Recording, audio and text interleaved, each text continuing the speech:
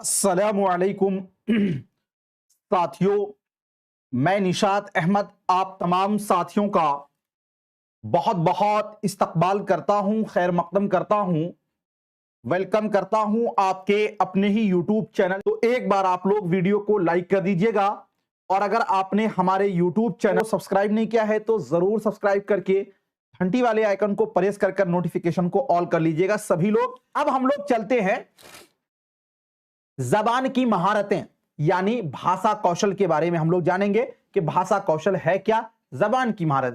देखिए, दुनिया की जितनी भी जबानें हैं उस टोटल जबान की साथियों 4 बुनियादी महारतें। बुनियादी का मतलब जानते हैं कि फाउंडेशनल स्टेज, जिसको साथियों जैसे हम घर बनाते हैं तो घर में बुनियाद बोलते हैं किसको, जो हमारा ईंट जो है जमीन के अंदर रहता वही। तो दुनिया की जितनी सारी जबानें हैं आप उस वक्त तक माहिर नहीं बन पाएंगे जब तक आपको इस 4 चीज में आप माहिर नहीं बन जाए, इस 4 चीज को आप अच्छे से डेवलप नहीं कर ले, ठीक है ना। तो जबान की जो बुनियादी महारतें हैं वो टोटल 4 हैं। कितने हैं? 4 हैं। इसी को बोला जाता है LSRW। L से लिसनिंग, S से स्पीकिंग, R से राइटिंग और W से साथियों R से रीडिंग और W से राइटिंग, ठीक है ना। यानी सुनना, बोलना और पढ़ना और लिखना। याद रखिएगा ये इसी क्रम से, इसी तरतीब से होगा। पहले होगा आपका सुनना, ठीक है ना, उसके बाद होगा आपका बोलना, उसके बाद होगा आपका पढ़ना और उसके बाद आखिर में होगा लिखना, ठीक है ना। ये क्रम भी याद रखिएगा। चलिए, जबान की महारतें यानी लैंग्वेज स्किल्स यानी भाषा कौशल कौन कौन से हैं? तो साथियों ध्यान दीजिए, इसी को पहले आप इसको जान लीजिए, ये वाले को। दुनिया की हर जबान की 4 बुनियादी महारतें होती हैं। कौन कौन सा? LSRW।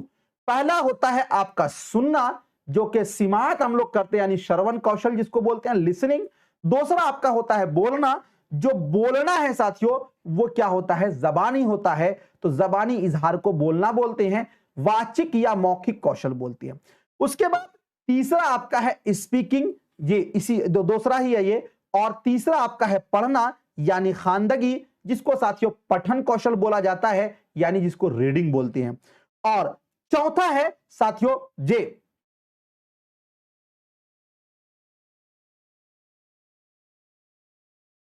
लिखना यानी तहरीर, जिसको हम लोग लेखन कौशल बोलते हैं यानी राइटिंग बोलते हैं। देखिए, इस चारों को जो है ना 2 भागों में बांटा जाता है, समझिएगा बातों को। जी,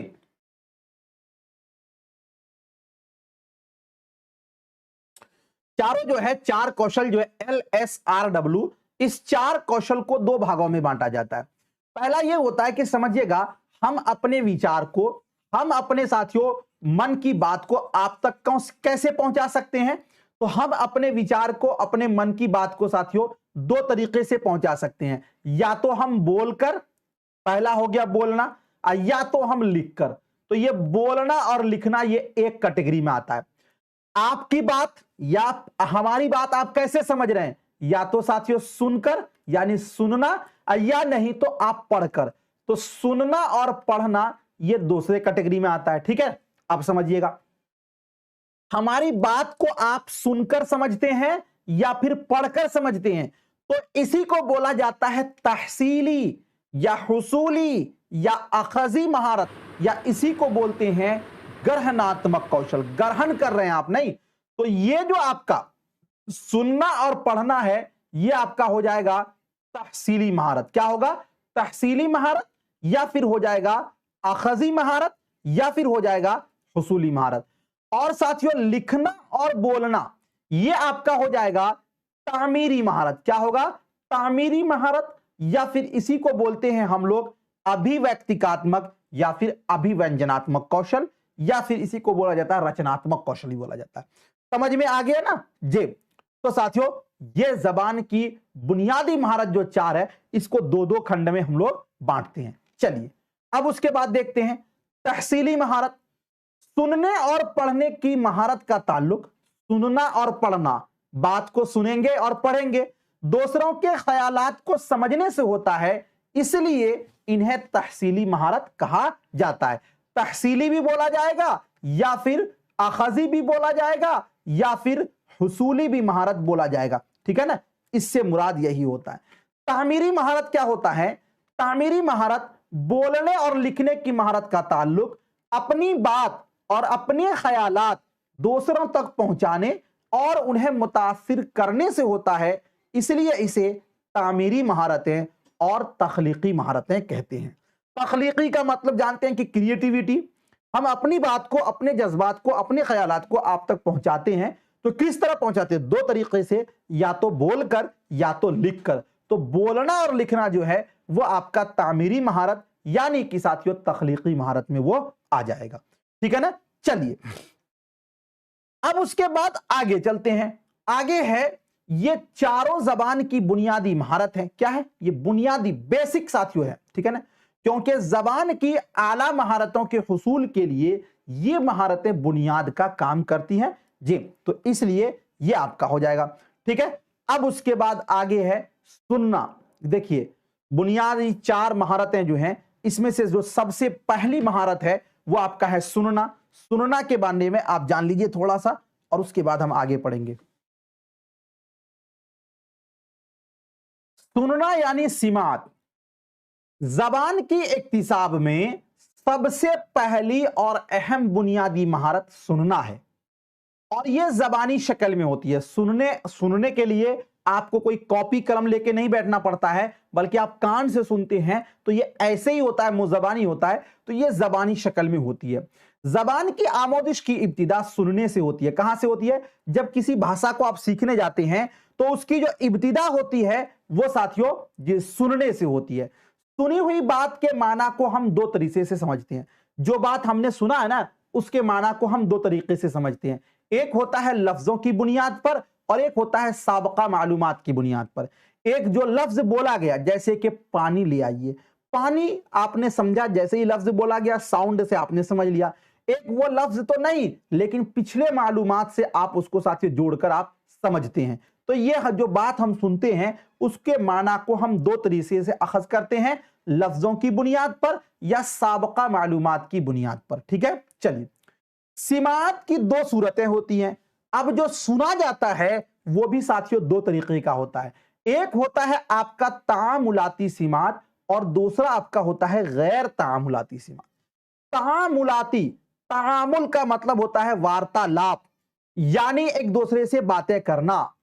तामुलाती सिमात आमने सामने और टेलीफोन पर जो सिमात होती है उसे तामुलाती सिमात कहा जाता। आमने सामने हम बात करते हैं या फिर जो टेलीफोन पर जैसे बात हुई, यानी वो सिमात जिसके अंदर साथियों दोनों तरफ से बातें हो रही हो, दोनों तरफ से सुनने का काम हो रहा हो। तो वो कब होगा? टेलीफोन पर बात करेंगे हेलो, तो उधर से वो भी बोलेगा हेलो, आप कैसे हैं? जी मैं अल्हम्दुलिल्लाह ठीक हूं। तो ये दोनों तरफ की जो बातें होती है ये आपका कहलाता है तामुलाती सिमात। यानी जिस सिमात में दोनों तरफ से सिमात होती है उसको बोलते हैं तामुलाती सिमात जी। उसके बाद आपका है गैर तामुलाती सिमात। गैर तामुलाती सिमात क्या है? रेडियो, टीवी और लेक्चर के दौरान सिमात को गैर तामुलाती सिमात कहा जाता है। रेडियो से साथियों आकाशवाणी का प्रसारण हो रहा है, आप कितनों हेलो हेलो करते रहिए।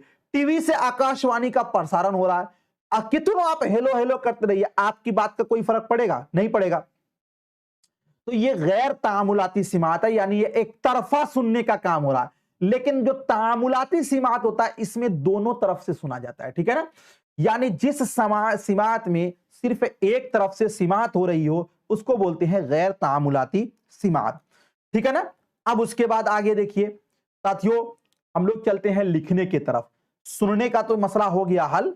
अब लिखना जो है, लिखा जो जाता है, जो कि साथियों सुनना, बोलना और फिर लिखना, जो तीसरा जबान की बुनियादी महारत है। इसके साथियों अबजदी तरीका है जिसको हम लोग हुरूफे तहज्जी का तरीका भी कहते हैं। यह लिखना सिखाने का एक रिवायती और कदीम तरीका है, ठीक है। इस तरीका में पहले बच्चों को हुरूफ लिखना, फिर हुरूफ को मिलाकर लिखना सिखाया जाता। आप जाते थे स्कूल में पहले दिन, तो साथियों आपको पहले अलिफ ऐसे दिया जाएगा, फिर बा ऐसे दिया जाएगा, फिर ता ऐसे दिया जाएगा। फिर जब ये आप माहिर हो जाएंगे तो फिर इसको मिलाकर लिखने के लिए बताया जाएगा। तो ये तरीका कहलाता है अबजदी तरीका या फिर हुरूफ तहज्जी तरीका, और ये साथियों एक कदीम तरीका है, ठीक है ना। उसके बाद आगे है मॉन्टेसरी तरीका। मारिया मॉन्टेसरी के द्वारा ये साथियों इजाद किया गया था। मॉन्टेसरी तरीका क्या है? इस तरीका में लकड़ी या गत्ते के हुरूफ काट लिए जाते हैं, बच्चे उन पर उंगली फेर कर उसकी शनाख्त सीखते हैं। लकड़ी का या प्लास्टिक का पूरा साथियों अलिफ बा ता सा या फिर ए बी से जेड तक रहता है, उसको एक साथियों जे क्या बोलते हैं आप एक टोकरी के अंदर लाया जाता है और उसमें से बोला जाता है कि कोई ए निकालिए कोई बी निकालिए, यानी हकीकी चीज को टच कर कर बच्चा सीखता है। तो ये साथियों मॉन्टेसरी तरीका कहलाता है। एक तरीका है आपका पेस्टालोजी तरीका। पेस्टालोजी तरीका ये लिखने का तरीका है। इस तरीका में लिखने की शुरुआत लाइनें खींचकर करवाई जाती है। हुरूफ लिखने से पहले तलबा को दायरे, नीम दायरे, दायरे का मतलब होता है लकीर, नीम दायरे का मतलब होता है आधी लकीर, सीधी खत और फिर हुरूफ को जोड़ना सिखाया जाता। जैसे मान लीजिए कि आप बोलते हैं कि सर हमको जीम बनाना नहीं आता, तो आपको कोई लिखने वाले ने इस तरह करके ऐसे ऐसे ऐसे ऐसे ऐसे ऐसे ऐसे ऐसे ऐसे ऐसे ऐसे ऐसे ऐसे करके दे दिया। अब आपको बोला जाएगा कि इसको मिलाइए, तो आप इसको क्या करेंगे साथियों? बड़े अच्छे ढंग से आप इसको इसमें मिला देंगे, इसको इसमें मिलाइएगा, इसको इसमें मिलाइएगा, इसको इसमें ऐसे ऐसे ऐसे ऐसे ऐसे ऐसे ऐसे मिलाइएगा, ऐसे मिलाइएगा। ये तरीका आप लोग जानते होंगे ना, जी 1 क्लास में पढ़ाया जाता है। तो ये तरीका कहलाता है पेस्टालोजी तरीका। कौन सा तरीका कहलाता है? पेस्टालोजी तरीका। कौन सा तरीका कहलाता है? पेस्टालोजी तरीका। ठीक है ना जे। अब उसके बाद आगे चलते हैं। देखिए दिक्कत ये नहीं है, परेशानी हम लोगों की कहां से शुरू होती है बताते हैं। हम लोगों की परेशानी शुरू होती है साथियों यहीं से कि कुछ लोग जब क्लास में कचड़म कचड़ा करने लगते हैं, इसी वजह से लंबे लंबे क्लासेस आते नहीं है जी। बहुत आप लोगों ने ये किया था कि सर मैराथन लाइए, मैराथन लाइए। अब इसमें कोई पूछता कब क्लास खत्म होगा? क्लास खत्म होने का टाइम किसी टीचर को पता है? मैराथन में पूरा कंप्लीट सिलेबस कराया जाएगा आपको, बस आपको पहले ही बताया गया था। ऐसे भी 2 दिन से साथियों एक ही क्लास आज के लिए तैयारी की गई है, तो इसलिए आप जमकर बैठिए, उकताइए नहीं। उकताइएगा साथियों, इससे नुकसान ज्यादा होगा, फिर आप समझ नहीं पाएंगे। एक दिन में सारी चीजों को समझने के लिए आप टाइम तो दीजिएगा ना। समझिए ना, जो बोल रहा है साथियों उसकी हालत समझिए, आप सुन रहे हैं तो आपको इतनी दिक्कत, जो बोल रहा है उसको कितनी दिक्कत। तो इसलिए आप लोग सहयोग कीजिए, बस कुछ नहीं, बस यही चाहता हूं आपसे। चलिए चलिए, मुताला की मुंदरजा झैल किस्में। देखिए लिखने की किस्में हमने अबजदी तरीका, मॉन्टेसरी तरीका, पेस्टालोजी तरीका जान लिया। हड़बड़ाहट की बात नहीं है, कोई हड़बड़ाइए नहीं। अबजदी तरीका हुरूफ तहज्जी का तरीका वही होता है जिसमें स्टार्टिंग में अलिफ बा ता सिखाया जाता है, फिर उसके बाद उसको जोड़ना सिखाया जाता है। उसके बाद मॉन्टेसरी तरीका मारिया मॉन्टेसरी के द्वारा प्रतिपादित किया गया है। ये वो तरीका है जिसके अंदर आपको लकड़ी या गत्ते पर हाथ फेरवाकर या उससे साथियों संबंधित आपको सिखाया जाता है। और तीसरा आपने पढ़ा पेस्टालोजी तरीका, जिसके अंदर लकीर खींचकर पढ़ाया जाता है। वो क्या होता है? पेस्टालोजी तरीका होता है। ठीक है ना, ये आपने समझ गया। अब मुताला की मुंदरजा झैल किस्में, जब हम लोग किसी चीज को पढ़ते हैं तो पढ़ना ही ना मुताला हुआ। तो मुताला साथियों कई तरीके से करते हैं। पहला होता है हमारा सरसरी मुताला, दूसरा हमारा होता है स्कैनिंग मुताला, तीसरा हमारा होता है अमीक और वसीअ मुताला, और चौथा हमारा होता है बुलंद खानी और खामोश मुताला। देखिए असल में हिंदी के पेडागोजी में जब आप जाइएगा ना, तो वहां पर साथियों डायरेक्ट ऐसे लिखा गया है कि पठन जो है, पठन कितने प्रकार के होते हैं? 2 प्रकार के। पहला आपका कहलाता है स्वस्वर पठन, और दूसरा आपका कहलाता है साथियों क्या? स्वस्वर पठन का मतलब होता है आवाज से पढ़ना, और दूसरा आपका होता है मौन पठन, है ना, यानी कि साइलेंट से पढ़ना। अब देखिए साथियों, पहला तो यह प्रकार हो गया कि बुलंद आवाज से पढ़ना, खामोश मुताला।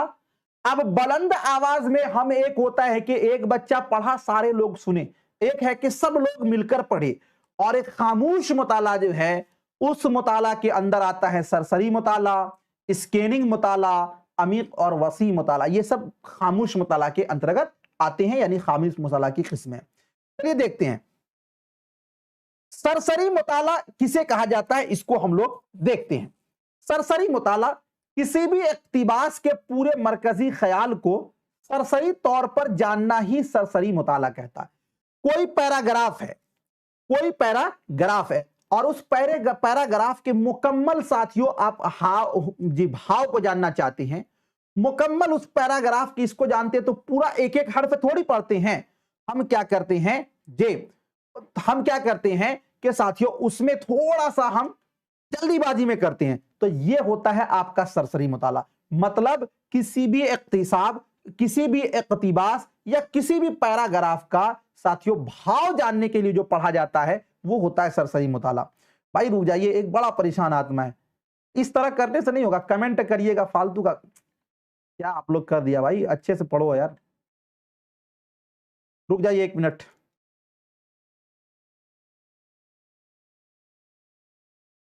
इस तरह ना करें प्लीज, ना करें आप लोग बड़े अच्छे हैं, ठीक है ना। एक ही मैसेज को कॉपी पेस्ट ना कीजिए, बेहतर होगा। आपके लिए ही लाया हूं क्लास, वरना क्या जरूरत थी हमको 2.5 घंटा 5 घंटा बकने का, ठीक है ना करिए इस तरह।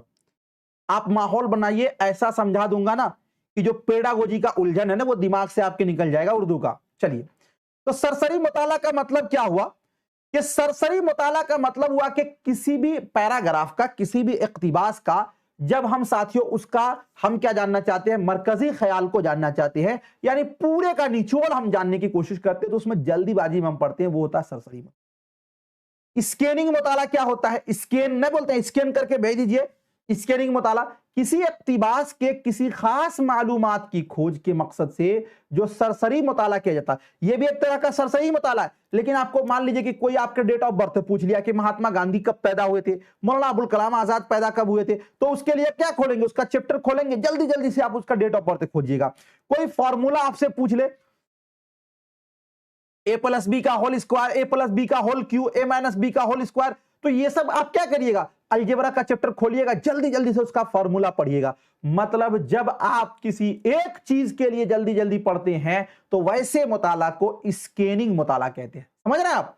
तो किसी इक्तिबास के किसी खास मालूमात की खोज के मकसद से जो सरसरी मुताला किया जाता है उसे स्कैनिंग मुताला कहा जाता है। इस मुताला में कोई नाम, तारीख, निशान, फिक्रा या फॉर्मूला को तलाश किया जाता है। किसमें, स्कैनिंग मुताला। उसके बाद आपका है अमीक और वसी मुताला। अमीक और वसी मुताला क्या होता है, इसका ताल्लुक आम तौर पर मतन के बारीकी, तरकीब और तफहीम से है, यानी इबारत के हर एक पहलू पर गौर किया जाता। जैसे आपका सिलेबस का बुक है, आपका जो सिलेबस है, जो आपके एनसीईआरटी के बुक है, उसको तो जल्दीबाजी में आप नहीं पढ़ेंगे। हर एक पहलू को देखिएगा, तरकीब देखिएगा कि यहां पर इस लफ्ज का क्या मतलब होगा, यानी आपके जो दरसियाती किताब है वो साथियों जो पढ़ते हैं बच्चे, वो अमीक और वसी मुताला के अंदर आएगा। हमें पता है कि आप सरसरी मुताला भी समझ गए, स्कैनिंग मुताला भी समझ गए, अमीक और वसी मुताला भी आप लोग समझ गए। अब बुलंद खानी और खामोश मुताला दोनों का तो मतलब आप लोग समझ ही गए। ये स्कैनिंग मुताला और अमीक और वसी मुताला ये दोनों के दोनों बुलंद खामोश मुताला में अंदर आते हैं। बुलंद खानी मुताला का ताल्लुक इब्तिदाई जमात के बच्चों से है। A for apple, B for ball, C for cat, J पढ़ा ना हम लोगों ने जी 1 क्लास के अंदर, खूब रटाया गया है, आवाज आवाज से पढ़ते हैं। तो ये बुलंद खानी। अब बुलंद खानी से फायदा ये होता है कि इसके जरिया तलफ्फुज और माना का पता चलता है। मतलब हम लोग उच्चारण को अगर सुधारना है तो इसके लिए बुलंद खानी जरूरी है। लेकिन एक बात याद रखिएगा, बुलंद खानी आला दर्जात के बच्चों के लिए नहीं है, इब्तिदाई दर्जात के बच्चों के लिए। और खामोश मुताला में बगैर किसी आवाज के सिर्फ नजरों से पढ़ा जाता है। इस मुताला का मकसद इबारत को समझना और लुत्फ अंदोज होना है। खामोश मुताला में किसी चीज को हम बहुत जल्दी पढ़ लेते हैं। खामोश मुताला में हमारा एनर्जी कम खत्म होता है। खामोश मुताला में साथियों जे हमें आवाज से नहीं पढ़ना पड़ता। ये दोनों चीज अंतर आप समझ लीजिएगा। आगे चलते हैं जे। अब आगे है तदरीस के उसूल। शिक्षण के साथियों कुछ सूत्र होते हैं, कुछ नियम होते हैं। जैसे मान लीजिए कि आप किसी भी बच्चे को पढ़ाइएगा, बगैर उसूल के पढ़ाएंगे कोई बच्चा नहीं पढ़ पाएगा। अगर मान लीजिए कोई बच्चा है, वो आए पहला दिन से साथियों उसको पीटने लगी, आप नहीं पढ़ पाएगा। पहला दिन से उसको डांटने लगी, नहीं पढ़ पाएगा। पहला दिन से खूब हार्ड वर्क देने लगी, नहीं पढ़ेगा वो। पहले दिन से उसको लिखवाने का काम कीजिए, वो भाग जाएगा। लेकिन अगर एक बच्चा है, पहला दिन आए, उसको केवल और केवल कहिए बैठिए सुनिए आप। दूसरा दिन आए, केवल बैठिए और सुनिए। तीसरा दिन आए, कुछ पूछिए, गलती करे तो कहे शाबाश आप मेहनत कर रहे हो। साथियों वो उस तरह सीखने लगेगा जी। तो तदरीस के भी कुछ उसूल है, शिक्षण के भी कुछ नियम है जी, उसको हम लोग देखते हैं। कामयाब और नतीजा खेज तदरीस के लिए मुअल्लिम को चंद उसूलों को अपनाना जरूरी है। ये उसूल मंदरजा झैल है। कौन कौन सा है तो इसको आप लोग देखिए जी। मालूम से ना मालूम की तरफ, हमें बच्चे को पहले वो चीज पढ़ाना है जो चीज बच्चे को पहले पता है, उसके बाद उन चीजों की तरफ बढ़ना है जो चीज उसको नहीं पता है। क्योंकि बच्चे साथियों हकीकी चीजों से वास्ता जोड़कर पढ़ते हैं, इसीलिए हमें मालूम से नामालूम की तरफ चलना है। दूसरा नियम है कि आसान से मुश्किल की तरफ। बच्चे को भारी चीज शुरुआत में नहीं पढ़ाना है, पहले हमें उसको आसान आसान चीज, उसके बाद साथियों हम भारी भारी चीज पढ़ेंगे, यानी उसके स्तर से थोड़ा सा बड़ा पढ़ेंगे। उसके बाद कुल से जुज की तरफ, हमें पहले ये नहीं पढ़ाना है कि पेन का ये नीब है, इसके अंदर इंक है, ये नहीं, पहले डायरेक्ट उसको हम पेन पढ़ा देंगे, उसके बाद एक एक पार्ट पढ़ाएंगे जी। ऐसा नहीं है, आपने देखा होगा साथियों, इंग्लिश ग्रामर आप पढ़े होंगे तो जो 10th है 12th में पढ़ते हैं, डायरेक्ट नाउन और प्रोनाउन बताया जाता है, सॉरी 10th में मतलब और 8th क्लास में। लेकिन जब आप इंग्लिश के में ऑनर से करते हैं तो उसी को डिटेल में बताया जाता है। तो पहले हमें कुल को पढ़ा देना है, उसके बाद जुज को उसके बाद पढ़ाना है। तो कुल से जुज का मतलब जान गए, कुल का मतलब हुआ मुकम्मल और जुज का मतलब हुआ उसका पार्ट। जैसे हमारे पास ये पेन है, ये पेन हमने बोला तो ये कुल हो गया, और इसका हमने ये साथियों कैप अलग निकाल दिया, इसके बॉल को अलग निकाल दिया, तो ये होगा आपका जुज, यानी इसका टुकड़ा होगा। तो हमें जो बच्चे को पढ़ाना है पहले कुल पढ़ाना है तब जुज पढ़ाना है। बात समझ में आ रही है आपको? मादी से गैर मादी शय की तरफ, पहले हमें वो चीज पढ़ाना है जो क्या हो साथियों, सामने हो, जो क्या हो, जो दिखाई देता हो, जो हो, ऐसा नहीं कि वो चीज पढ़ा दे जो बच्चे कभी देखा ही नहीं हो।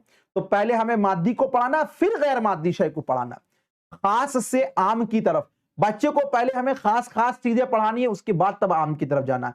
तज्जिया से तरकीब की जानिब, तज्जिया का मतलब होता है विश्लेषण और तरकीब का मतलब होता है संश्लेषण। पहले हमें किसी भी चीजों को विश्लेषण करना है, उसके बाद उसका संश्लेषण करना है, उसके बाद हमें उसको जोड़ना है।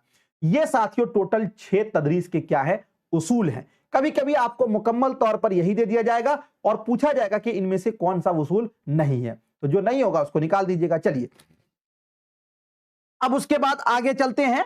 आगे आपका साथियों ये है कि तदरीस जबान के तरीके, उसूल आपने जान गए, अब इसका तरीका क्या है, कैसे पढ़ाना है।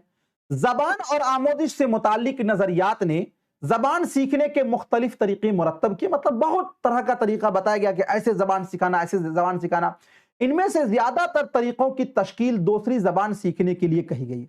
मतलब तरीका जितना भी बताया गया है ये केवल और केवल साथियों दूसरी जबान के लिए बताया गया। पहली जबान के लिए कहीं पर भी यह जिक्र नहीं हुआ कि हमें बच्चे को पहली जबान ऐसे सिखाना, वैसे सिखाना है जी, ये नहीं बताया गया। तो जो पहली जबान है वो मादरी जबान होती है, उससे मुताल्लिक आपको कोई तरीका नहीं है। आम तौर पर साथियों जो बात होती है वो दूसरी जबान के लिए होती है। तो दूसरी जबान सीखने के लिए कही गई है। मादरी जबान की हुसूली जिस फितरी तौर पर होती है वैसे ही जमात में उसकी तदरीस भी फितरी माहौल में होती है। लेकिन दिगर जबानों की आमोदिश के लिए माहिर लिसानियात ने मुख्तलिफ तरीक़े कार पेश किए हैं जो मुंदरजा झैल है। मतलब दूसरी जबान को अगर आपको सीखना है तो इसके अलग अलग तरीके बताए हैं जी मनोवैज्ञानिक ने कि इस तरह बच्चे को अगर सिखाया जाए तो वो अच्छे ढंग से सीख सकता है। वो तरीका क्या है देखिए। पहला आपका है कवायद तर्जमे का तरीका, मतलब बच्चे को जो हम पढ़ाएं वो क्या पढ़ाएं, ट्रांसलेट करके। ऐसा नहीं है कि बच्चे को डायरेक्ट हम कोई दूसरा मेथड पढ़ा देते तो नहीं, बल्कि हम जो भी चीज पढ़ाएं, कवायद पढ़ाएं, वो साथियों हम तर्जमा करके यानी कि उसका साथियों हम अनुवाद करके पढ़ाएं। ये पहला तरीका। दूसरा है गुफ्तगू का तरीका, तीसरा है समई लिसानी का तरीका, चौथा है साइलेंट वे का तरीका, पांचवा है टोटल फिजिकल रिस्पॉन्स का तरीका, छठा है फितरी तरीका, और सातवां है बराह रास्त का तरीका, और आठवां है कम्युनिटी लैंग्वेज लर्निंग। एक एक चीज करके समझाऊंगा, थोड़ा सा आपको टाइम लगेगा, चलिए देखते हैं जी। और उसके बाद आगे साथियों देखिए क्या है। सबसे पहला जो तरीका है वो है कवायद तर्जमे का तरीका।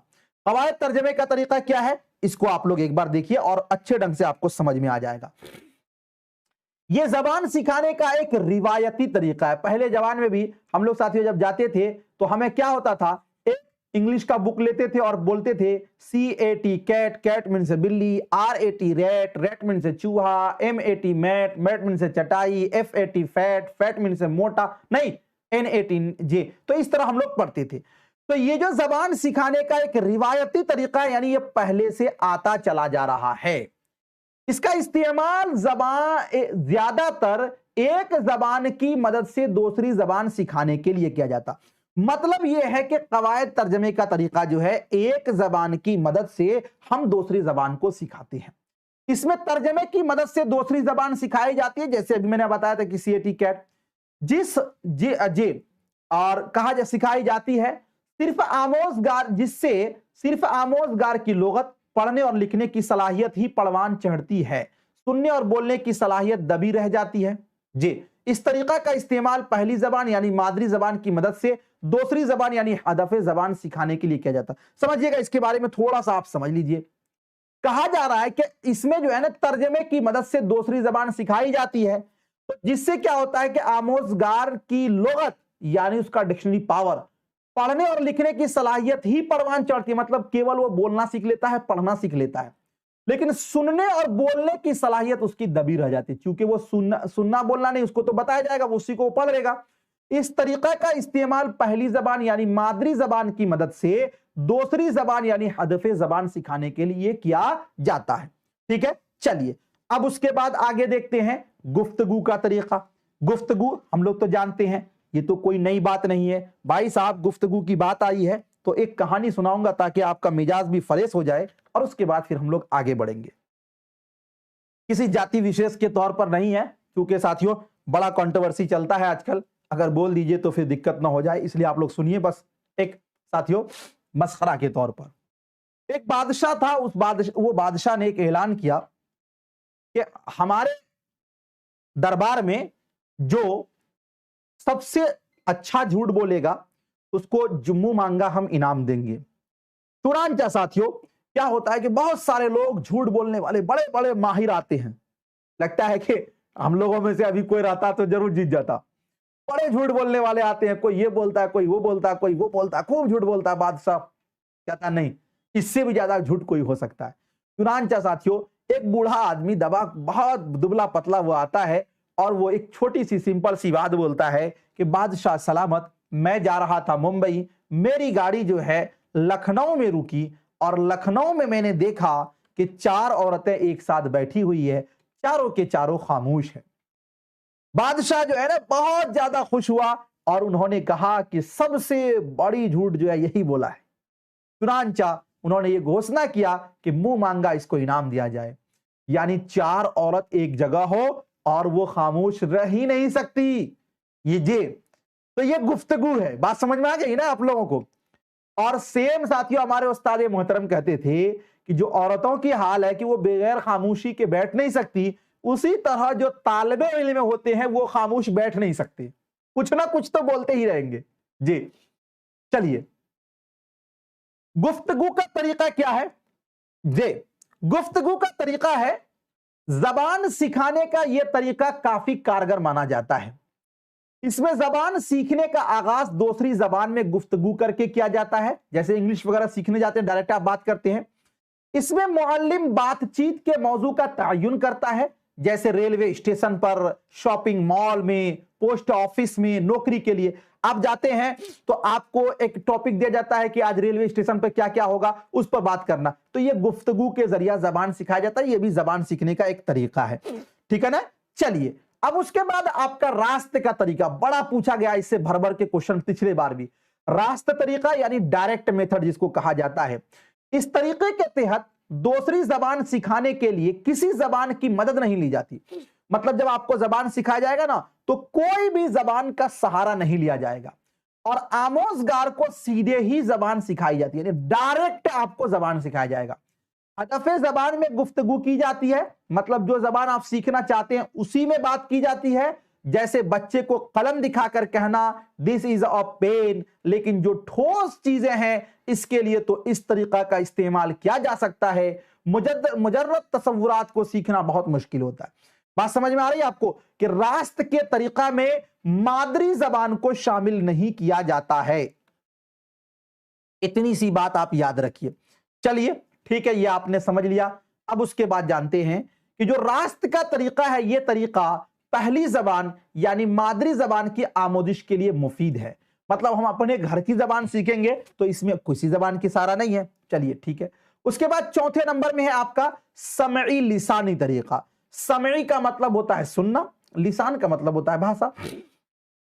इस तरीका के तहत बातचीत और मकालमों के जरिए जबान सिखाई जाती है। इस तरीका में मुअल्लिम किसी इक्तिबास को बाआवाज बुलंद पढ़ता है या टेप रिकॉर्ड की मदद से सुनाता है, फिर तलबा की हुसूल याबी की जांच करता है। इस तरीका में सिमात का अहम किरदार है। इसमें चारों किस्मों की महारतें सुनना, बोलना, पढ़ना और लिखना फरोग पाती है।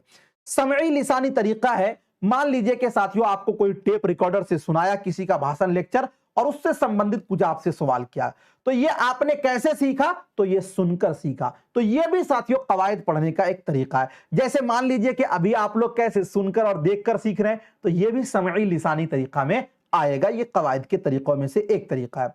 उसके बाद है साइलेंट वे का तरीका। इस तरीका में मुअल्लिम का रोल एक मुआविन और वसीला का होता है। मतलब एक सिर्फ मददगार के तौर पर टीचर होते हैं। मुअल्लिम मीन से टीचर होता है जो आमोजगार की जरूरियात की तशफ़ी का काम करता। मतलब जो बच्चा सीख रहा है वो बच्चे का जो कॉन्फिडेंस लेवल कि हम सही सीख रहे हैं, गलत नहीं सीख रहे, बस उतना सा काम पूरा करता है कौन? टीचर। बाकी टीचर कुछ नहीं करता, सारे के सारे बच्चे ही करते हैं। तो इस तरीका में मुअल्लिम का रोल एक मुआविन और वसीला का होता है, और जो आमोजगार की जरूरियात की तशफ़ी का काम करता, इसमें मुअल्लिम मुतहर्रिक और खामोश रहता। यानी मुअल्लिम जो है वो चुपचाप रहता। मुअल्लिम मीन से टीचर, टीचर जो है वो चुपचाप रहता। और ज्यादातर आमोजगारों के दरमियान बातचीत को फरोग दिया जाता। यानी जो सीखने वाला बच्चा है वो ज्यादा से ज्यादा बातचीत करे। साथियों यही कहलाता है साइलेंट वे का तरीका। अब साइलेंट वे का मतलब ये नहीं हुआ कि बच्चा साइलेंट होगा, नहीं, बच्चा तो बोलेगा ही, उस्ताद साइलेंट होंगे। उसके बाद आपका जो छठा तरीका है वो टोटल फिजिकल रिस्पॉन्स है। बड़ा अहम है, इसके बारे में आपको पूछा जाता है, जो कि साथियों TPR करके भी आता है, टोटल फिजिकल रिस्पॉन्स है। इस तरीका की खोज माहिर नफ्सियात जेम्स एशर ने की थी। इनके मुताबिक बेहतर आमोदिश के लिए तलबा का जिस्मानी और ज़हनी तौर पर शामिल होना जरूरी है। जैसे बच्चे को कोई एक्टिविटीज करके सिखाना, बच्चे को कोई क्रियाकलाप करके सिखाना, ये सारे के सारे टोटल फिजिकल रिस्पॉन्स के अंतर्गत आते हैं। जी, हम लोग जानते हैं ना कि किसी भी चीज को अगर हम प्रैक्टिकल साथियों करके दिखाते हैं, प्रैक्टिकल के तौर पर सिखाते हैं, तो बच्चा उसको जल्दी सीखता है। ये टोटल फिजिकल रिस्पॉन्स के तौर पर सिखाया जा सकता है। उसके बाद जो सातवां तरीका है आपका है वो है फितरी तरीका। फितरी तरीका क्या है भाई? इस तरीका की इजाद ट्रेसी टेलर ने की थी। यह तरीका करके सीखने पर मबनी है। किस पर है? करके सीखने पर मबनी है। इसके मरकज में मुअल्लिम या किताबें न होकर तालिबे इल्म है। इस तरीका का नजरिया है कि तालिबे इल्म गलती करके सीखता। कौन सा तरीका का? वो है फितरी तरीका का। उसके बाद आठवां तरीका है आपका कम्युनिटी लैंग्वेज लर्निंग। कम्युनिटी का मतलब जानते हैं? ग्रुप। क्या होता है? ग्रुप। इस तरीका में मुअल्लिम का रोल एक मुशीर का होता है, यानी एक रहनुमा का होता है। आमोजगार पर जबान सीखने की खुद मुख्तारी की जिम्मेदारी ज्यादा होती है।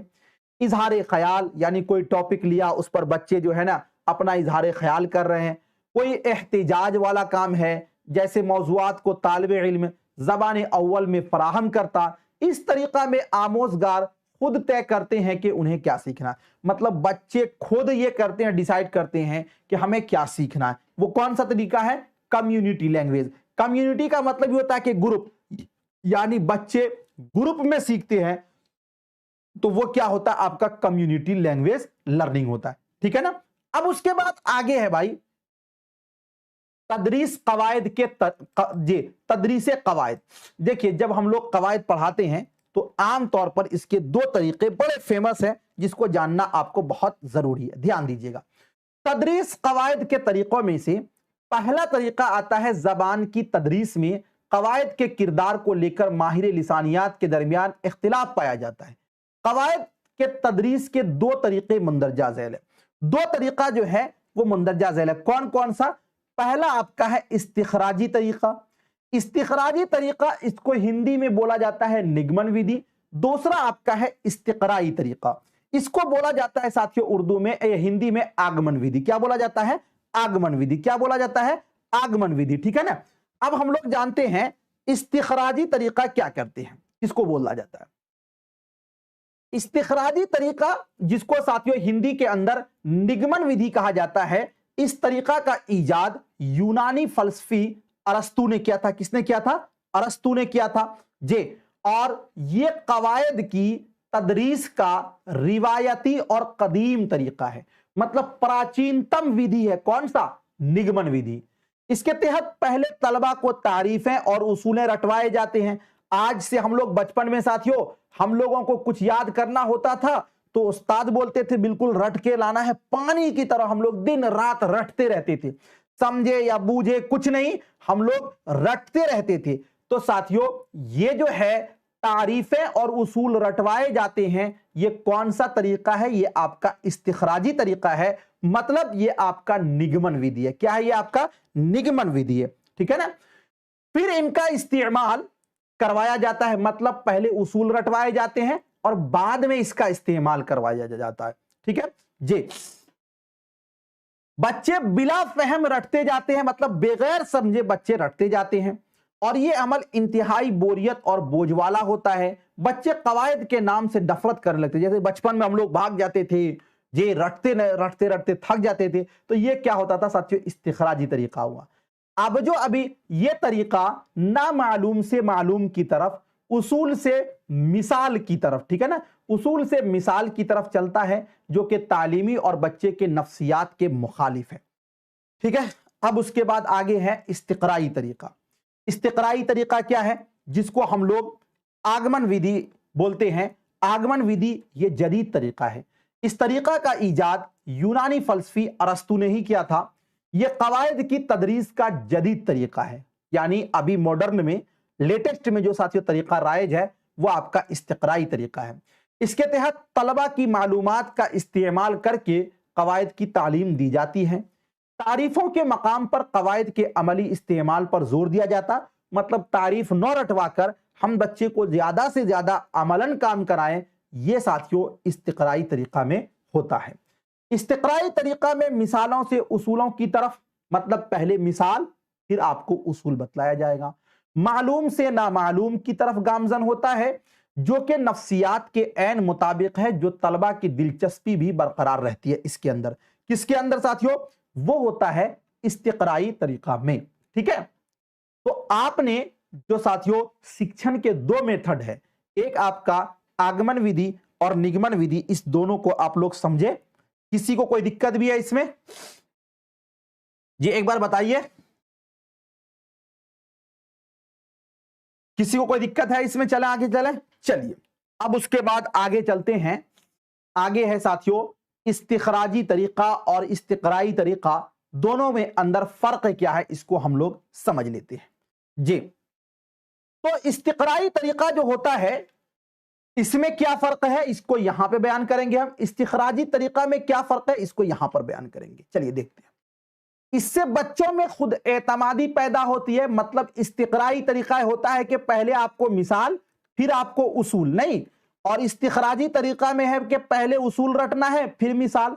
तो जब किसी चीज को आपको मिसाल के जरिए समझा दिया जाएगा तो आपके अंदर कॉन्फिडेंस लेवल बढ़ जाता है।